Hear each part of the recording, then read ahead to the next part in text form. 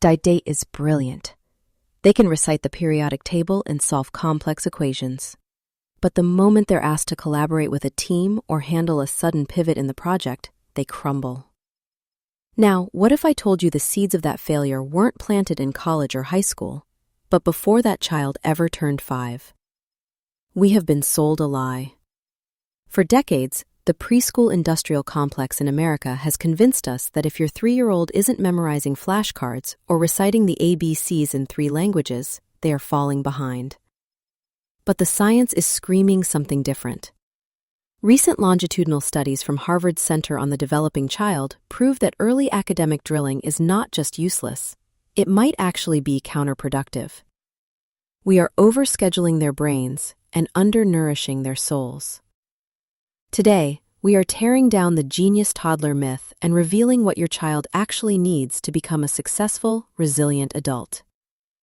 Cookland, and you'll see the same thing.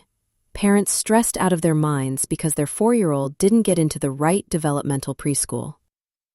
We've turned childhood into a resume-building exercise. We think, if they can read by 4, they'll get into a gifted program by 7, Ivy League by 18, and CEO by 30. It's a linear fantasy that ignores how the human brain actually develops. When we force a child to sit and memorize 1, 2, 3s, we are activating the lower-level rote memory circuits while starving the prefrontal cortex, the area responsible for executive function. Think of executive function as the air traffic control system of the brain. It manages focus, filters distractions, and switches gears. When we prioritize ABCs over play, we're essentially trying to teach a pilot how to read a map before we've even built the control tower. The results? Anxiety, a lack of creativity, and kids who know what to think but have no idea how to think. The gap between what parents think works and what actually creates success. In a famous study spanning decades, researchers compared children in direct instruction preschools, where they did worksheets, to kids in play-based environments. By age 15, there was no academic difference, but by age 23, the worksheet kids had significantly higher rates of friction with the law, lower marriage stability, and reported higher levels of emotional distress. Why? Because they missed the social-emotional window. Between ages 0 and 5, the brain is a pruning machine. It's looking for connections. If those connections are built on pleasing the teacher by getting an answer right, the brain fails to develop intrinsic motivation. The secret that elite educators and neuroscientists know is that the most successful children aren't the ones who know their phonics the earliest. They are the ones who can navigate a playground dispute without a meltdown. Resilience and expression. This is the foundation that will support every academic building block they encounter later in life. Let's break this down, because this is where the real magic happens. C is for connection. Before a child can learn, they must feel safe. In neurobiology, this is attachment theory. When a child in Houston or Seattle feels a deep, unconditional bond with a caregiver, their brain releases oxytocin, which acts like a fertilizer for the hippocampus. Story time. I once knew a father, Mark, who spent every morning drilling his daughter on math facts. She was 4. She would cry, he would get frustrated. He switched to the 15-minute floor rule.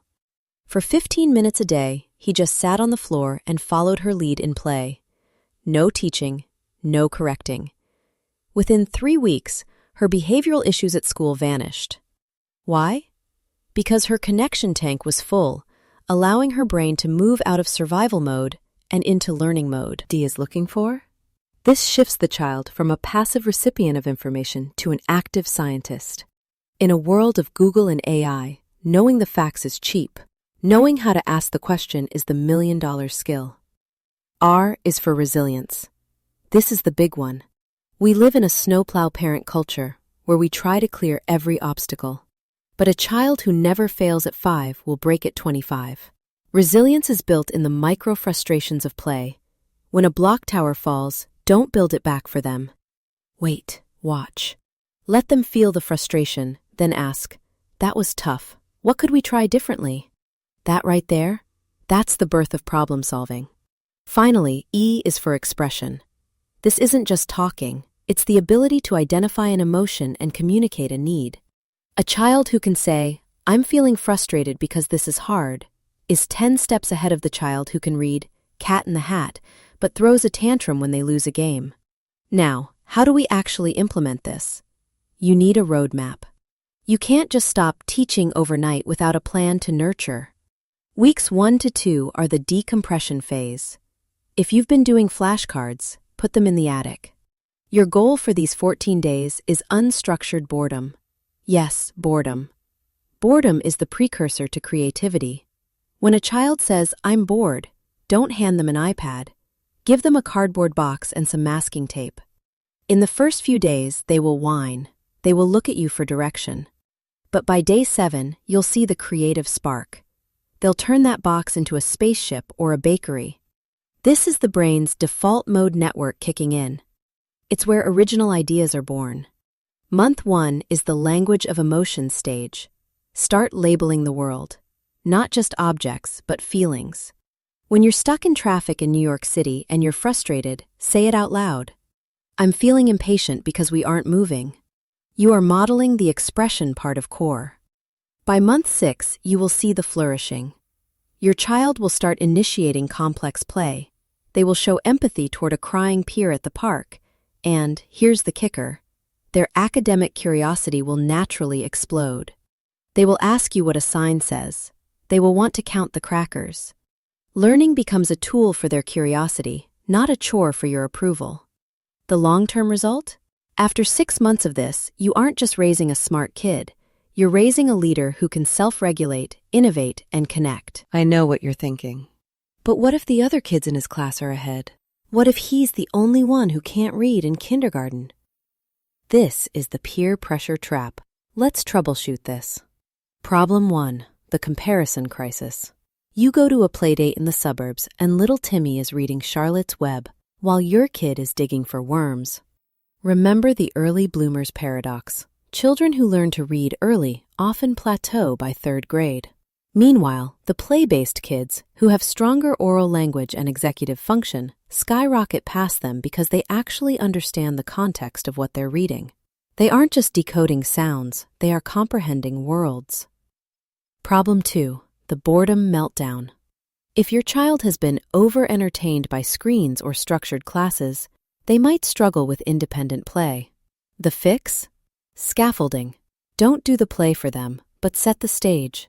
Put out some loose parts. Buttons, sticks, stones, fabric. Sit near them, but do your own thing. Read a book, fold laundry. Your calm presence provides the safety they need to start exploring. Problem 3, the grandparent pressure. When grandma asks why they don't know their multiplication tables yet, give her the science. Tell her, we are focusing on neural plasticity and self-regulation right now. The math will come, but the character is being built today. If you want to go to the advanced level, you need to master guided discovery. This is what the best teachers at places like the Bank Street School in Manhattan do. It's the art of the open-ended question. Instead of saying, "good job" when they draw a picture, which is a value judgment that makes them dependent on your praise, say, "I see you used a lot of blue in this corner. Tell me about that." This simple shift forces the child to reflect on their own process. It builds metacognition, the ability to think about your own thinking. This is the master level of parenting. You aren't just a caregiver, you are a co-researcher in their life. You are showing them that their thoughts have value and their curiosity has no ceiling. Of a thriving life. Put the worksheets away. Stop the drills. Today, your only homework is to spend 20 minutes in child-led play. No phones, no teaching, just being present. If you do this for just 30 days, you will see a different child.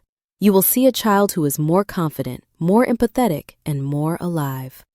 We are raising the next generation of innovators, healers, and thinkers. Let's give them a foundation that won't crack under pressure.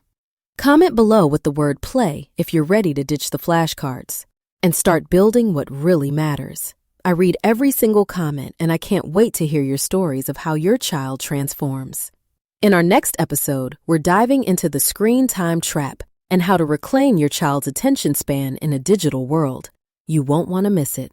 Until next time, remember, your child doesn't need to be a genius by 5. They just need to be a kid. See you in the next one.